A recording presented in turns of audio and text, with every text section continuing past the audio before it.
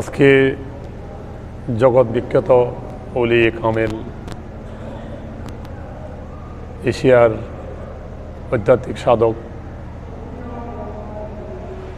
পীরে কামেল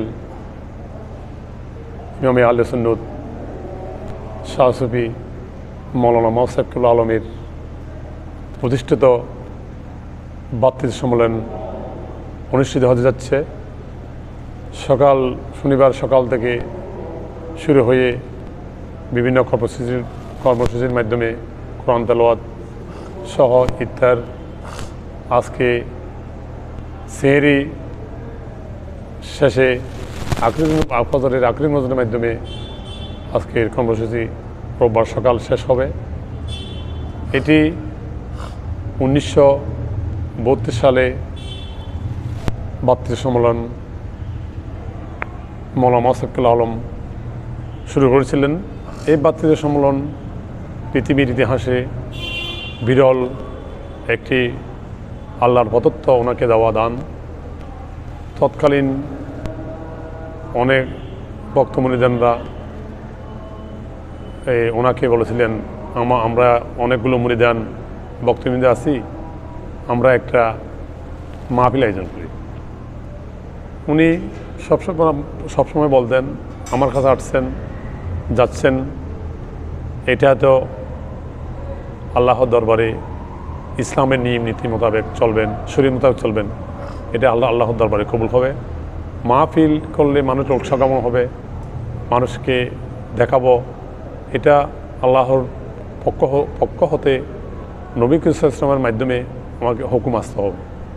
হুকুম না আসলে আমি কিভাবে একটি আমাদেরকে মিলে মাহফিল করব, দেখি আল্লাহ তাআলা কী করে বা আল্লাহর পক্ষ থেকে কি আসে। উনি 1938 সালের এক মুহূর্তে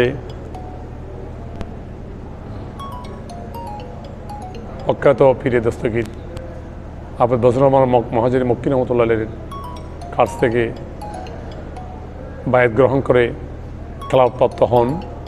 1968 সালে হাফেজ বজরুল রহমান মহাজির মক্কি রহমতুল্লাহের মক্কা ও মদিনার উদ্দেশ্যে হজ করার জন্য এই দেশ থেকে ত্যাগ করে হজের জন্য উনি চলে যান। চলে যাওয়ার সময় উনি তখন জাহাজে করে হজে যেতে হতো। যাওয়ার সময় উনি সবাইকে বলেছিলেন, হয়তো আমি না আসতে পারি, আমি এই হজে আছি, হয়তো আমি নাও আসতে পারি। মৌলানা মোসাক্কুল আলমকে আমি সব কিছু দায়িত্ব দিয়ে গেছি, এখানে উনি সব কিছু পরিচালনা করবেন এবং ইসলামের দীক্ষা দেবেন, মানুষকে বাইত করাবেন। মাঝখানে একটি প্রেক্ষাপট আমি রেখে গেছি।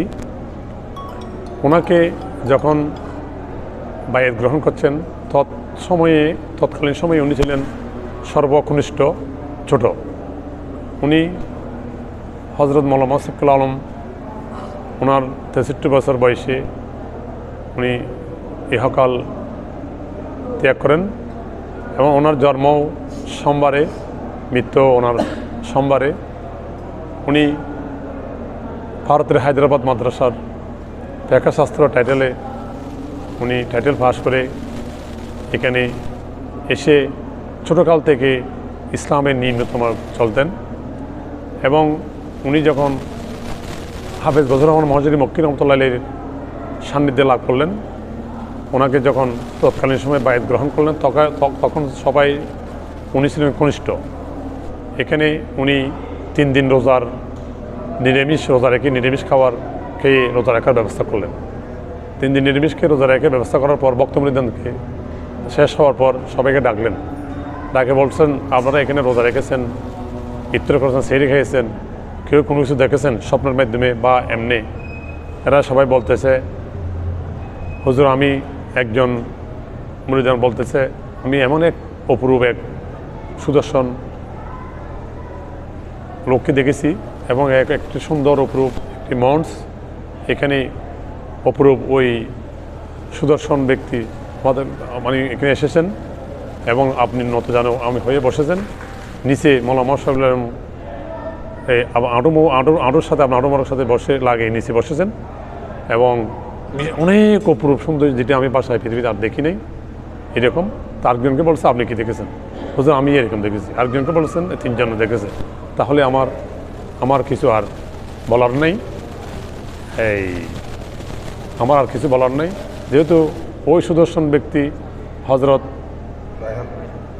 আমাদের প্রিয় নবী করিম সাল্লাল্লাহু আলাইহি ওয়াসাল্লাম নিজে খোদ এসে যখন আমাদেরকে এসে ওনাকে খেলাফত দান করেছেন, ওইখানে আমার আর বলার কিছু নেই। আপনারা উনি খোদ আল্লাহর পক্ষে উনি যখন খেলাফত দিয়েছেন, আমি ওনাকে খেলাফত দান করলাম এবং উনি খলিফায়ে আজম তৎকালীন 11 জনকে উনি খেলাফত দিয়েছিলেন। হাফেজ মহাজিরি মক্কি রহমতুল্লাহ আলাইহি তন্মধ্যে ওনাকে বলেছিলেন আমার খলিফায়ে আজম প্রথম, আমার খলিফা 11 জনের মধ্যে উনি অন্যতম।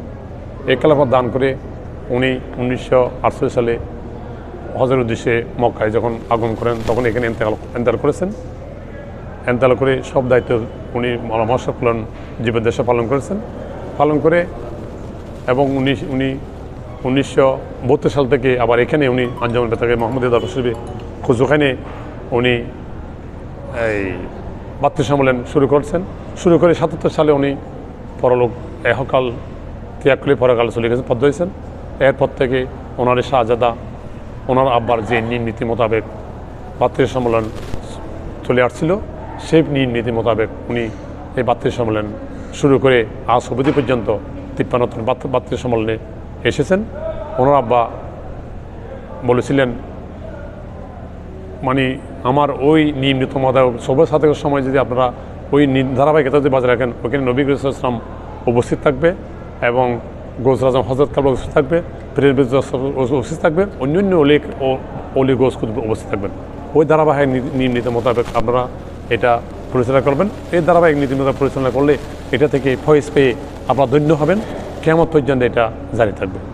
তাহার ওই ধারাবাহিকতায় ওনার ওরজ্জার সন্তান মোহাম্মদিয়া দরবার শরীফের উজ্জ্বল নক্ষত্র শাহজাদা মোহাম্মদ হোসেন সাহেব মদ্দাজুল আলী এই ধারাবাহিক মোতাবেক, এই নির্ণীত মোতাবেক আজ অবধি পর্যন্ত পরিচালনা করে আসছেন। ওনাকে আমরা সার্বিক সহযোগিতা করে যাচ্ছি এবং আজকের আয়োজকবিন্দু এবং আজকের মুহিব্বিন মুরিদান ভক্তবিন্দু মৌলানা সাহেবের এদেরকে ধন্যবাদ জানাচ্ছি। এমন একটি মহতি পুণ্যময় দিনের আয়োজন করে মৌলানা সাহেব আমাদের কাছ থেকে সিরিয়া বিদায় নিয়েছেন। আমরা খুবই ভাগ্যবান, খুবই গর্বিত।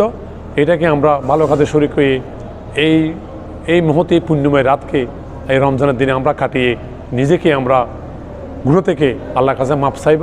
হযরত মৌলানা সাহেব আলমের মাধ্যমে আমরা নিজের জীবনকে প্রতিষ্ঠিত করব এবং ভালো কাজে শরীক হব, নিজের জীবনকে উজ্জ্বল করব, মানবতার সেবায় নিজেকে নিজে রাখব এবং শরীয়তের নিয়ম নীতি অনুযায়ী আমাদের নামাজ কালাম আমরা যেগুলো আছে এগুলো পালন করব এবং এই মহান অলির ধারাবাহিকতা নিয়মের মাধ্যমে আমরা নিজেকে সাজাবো এবং মানুষকে এই মহান অলির আধ্যাত্মিকতা এবং নিয়ম কানুন আমরা মানুষকে হেদায়েতের জন্য আমরা বলবো। এইভাবে আমরা সমাজ বিনির্মাণে শরীয়তের আদর্শকে আমরা লালন করে আমরা আমাদের জীবনকে অতিবাহিত করব এই আশা ব্যক্ত করছি। এবং আজকে যারা আছেন, যারা আমাদের আজকে বাত্তির সময় যারা এসেছেন এবং ইলেকট্রিসিটি মিডিয়া সব বিন্দু এবং আজকে এই বাত্তির সম্মেলনের মহামিলনের একটা বন্ধনের যে যারা এসেছেন, যে নিয়ে এসেছেন, এই আশা যেন আল্লাহ তাআলা আমাদের মৌলানা সাহেবের ওসিলায় নবী করিম সাল্লাল্লাহু আলাইহি ওয়াসাল্লাম কবুল করে এই আশা ব্যক্ত করছি। আসসালামু আলাইকুম ওয়া রাহমাতুল্লাহি ওয়া বারাকাতুহু।